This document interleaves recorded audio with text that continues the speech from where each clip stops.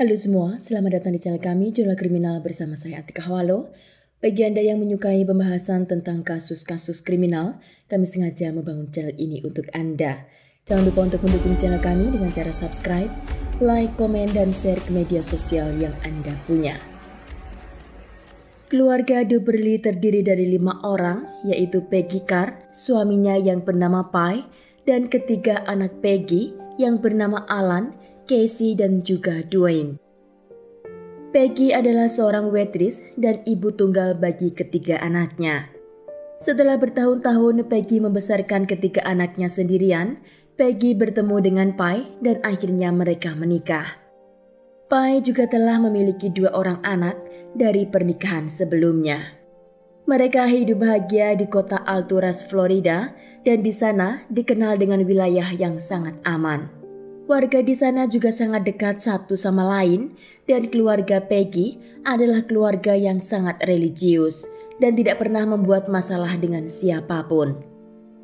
Pada tanggal 23 Oktober di tahun 1988, Peggy setelah pulang dari tempat kerjanya, tiba-tiba dia jatuh sakit. Peggy memiliki simptom yang sangat aneh, di mana rambutnya mulai rontok dengan jumlah yang cukup banyak dan dia merasakan sakit di sekujur tubuhnya, juga merasa mual setiap saat. Peggy dilarikan ke rumah sakit dalam kondisi yang sangat lemah. Dokter berusaha mencari tahu penyebabnya dengan melakukan tes darah, namun dari darah Peggy tidak terlihat penyakit yang serius. Semua masih dalam keadaan normal. Dokter tidak dapat mendiagnosis yang dikeluhkan oleh Peggy, maka dia disuruh pulang dan hanya diberi obat. Seminggu kemudian Dwayne, Peggy, dan anak Pai yang bernama Travis, mereka juga dilarikan ke rumah sakit terdekat karena memiliki simptom yang sama. Menurut Dwayne, dia merasakan rasa sakit yang teramat di area telapak kaki seperti tertusuk puluhan jarum. Dokter yang menangani mereka curiga jika mereka terkena racun. Maka darah yang telah mereka ambil dilakukan tes di lab kembali dan pada tanggal 2 Desember dokter menemukan gejala dari penyakit yang diderita oleh mereka. Dalam darah ketiga pasien ditemukan zat yang bernama talium. Talium adalah zat kimia yang terkandung di dalam racun tikus. Di Amerika, talium dapat digunakan atau dijual bebas hingga pada tahun 1972. Setelah itu, talium ditarik oleh pemerintah karena melihat bahaya yang akan diakibatkan oleh zat tersebut. Bahkan di tubuh Peggy terdapat talium yang jumlahnya 50 kali lebih besar dari apa yang dapat diproses oleh tubuh manusia.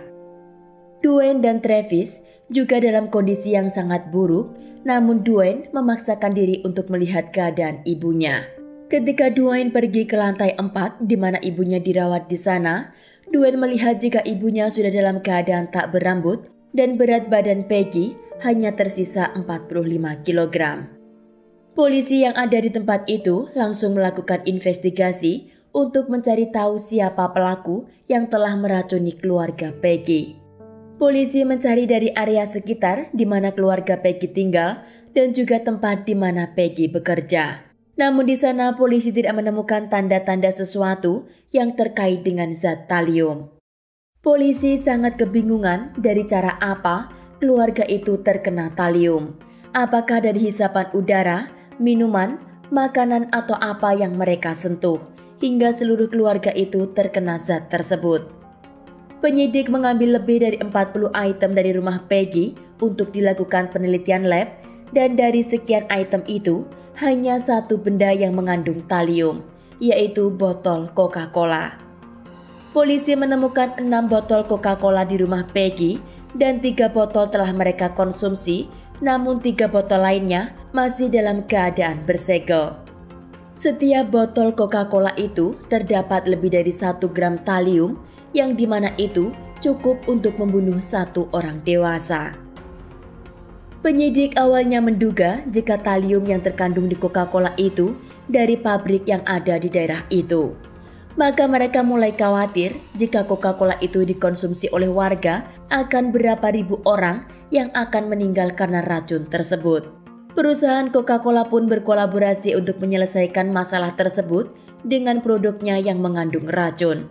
Mereka meneliti satu persatu proses pembuatan dan juga pengemasan botol, namun yang lain anehnya tidak mengandung zat talium, seperti Coca-Cola yang ada di rumah Peggy.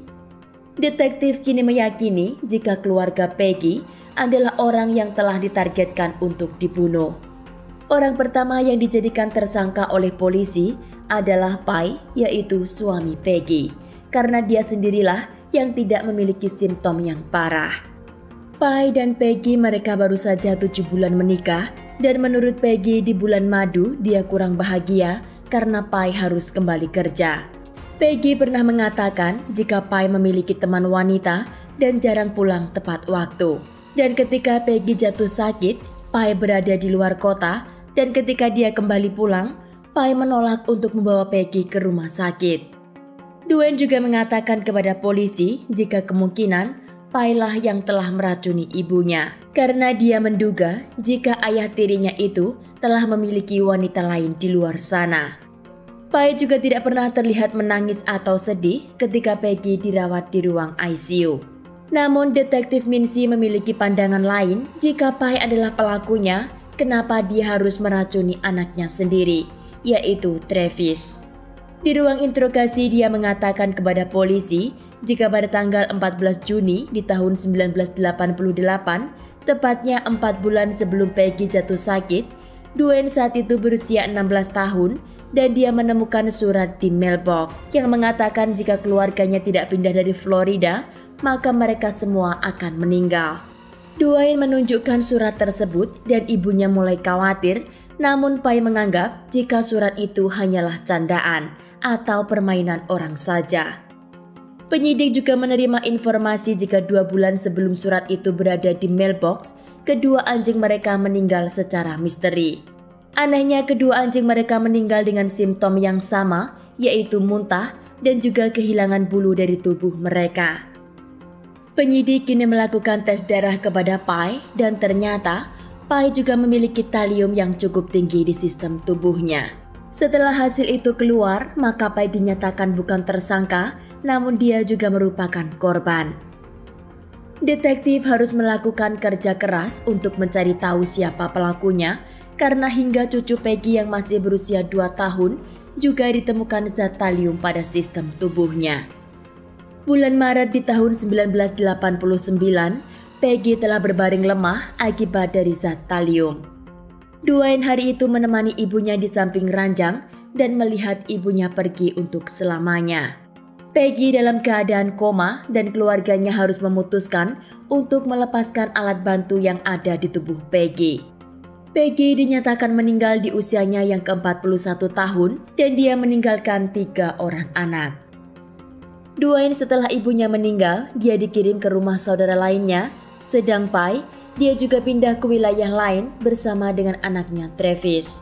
Rumah mereka yang ada di kota Alto Les, Florida, mereka tinggalkan begitu saja. Penyidik hingga hari itu belum menemukan tanda atau petunjuk yang mengarah ke pelaku. Detektif meyakini jika pelaku pembunuhan terhadap Peggy bukanlah orang biasa. FBI yang memeriksa botol Coca-Cola menemukan kecacatan dalam tutup botol tersebut, yang dimana pelaku telah membuka tutup tersebut dan memasukkan zat talium ke dalamnya. Zat talium tidak mengandung rasa, transparan, mudah larut, dan juga membentuk soda. Penyidik juga telah melakukan percobaan, namun biasanya jika minuman bersoda bercampur dengan talium, maka akan ada endapan di bagian bawah botol. Dalam kasus Coca-Cola yang dikonsumsi oleh keluarga Peggy, tidak ditemukan endapan di bawah botol. Maka penyidik meyakini jika pelakunya adalah orang yang tahu tentang zat kimia, dan itu sangat sulit bagi mereka untuk menangkap pelaku. Penyidik memeriksa satu persatu orang yang ada di sana, dan penyidik melihat di kota itu hanya terdapat ratusan ribu penduduk. Suatu hari penyidik mendatangi rumah pasangan George Trepal dan Diana untuk dimintai pendapatnya kenapa harus keluarga Peggy yang menjadi target pembunuhan. Di sana Trepal menjawab jika ada seseorang yang menginginkan mereka pindah dari tempat tersebut. Jawaban Trepal membuat penyidik sangat syok karena jawaban Trepal itu sangat berbeda dengan orang-orang yang pernah mereka temui. Kebanyakan orang mengatakan jika mereka tidak tahu dan tidak punya bayangan dengan apa yang terjadi dengan keluarga Peggy. Jawaban Trepal tersebut kata-katanya sama seperti kertas ancaman yang ditemukan oleh Dwayne di mailbox rumahnya. Trepal dan Diana adalah termasuk 2% dari populasi yang memiliki IQ tertinggi. Mereka juga members dalam grup Mensa, yaitu orang-orang elit yang memiliki IQ tertinggi. Penyidik menemukan catatan di database kriminal tentang kehidupan Trepal di masa lalu, di mana dia pernah mendekam di penjara. Dia dipenjara karena dia meracik metavitaminnya dalam lab dengan jumlah yang cukup besar, dan dalam pembentukan metavitaminnya itu, dia membutuhkan zat yang bernama talium. Penyidik juga mendapat informasi dari anak-anak Peggy, di mana suatu hari Trepal mendatangi rumahnya dan komplain dengan suara musik yang mereka putar. Setelah Trepal komplain hari itu, keesokan harinya Peggy telah teracuni oleh zat talium. Penyidik sangat yakin jika Trepal adalah pelakunya, namun tanpa bukti yang kuat, mereka tidak akan bisa menangkapnya. Trepal dibawa ke ruang interogasi, namun Trepal memiliki emosi yang sangat flat dan dia adalah orang yang sangat tenang. Maka sangat sulit untuk mendapat informasi dari mulut Trepal sendiri. FBI menyarankan agar seseorang melakukan penyamaran untuk mendekati Trepal dan detektif Susan mengajukan diri sebagai undercover agent. Susan akan menyamar sebagai wanita yang akan berpartner dengan perusahaan Mensa di mana Trepal bekerja. Susan Gorex kini menyamar menjadi Sherry Quinn dan dia memperkenalkan diri kepada Trepal sebagai seorang janda korban dari kekerasan mantan suaminya. Pada tanggal 14 April di tahun 1989, Susan menemui Trepal untuk meminta register tentang berita mingguan di Mensa. Sedikit informasi tentang Mensa Group Internasional, di mana grup ini terdiri sekitar 134.000 anggota yang ada di 100 negara dan terdapat 54 kelompok nasional. Kelompok nasional biasanya akan menerbitkan majalah berkala seperti Mensa Bulletin, terbitan bulanan Amerika Mensa, dan Mensa Magazine, juga terbitan bulanan British Mensa. Pada tanggal 14 April itu, Trepal dan Susan mereka melakukan pertemuan pertama kali. Dan di sana, Susan menyamar menjadi Sherry.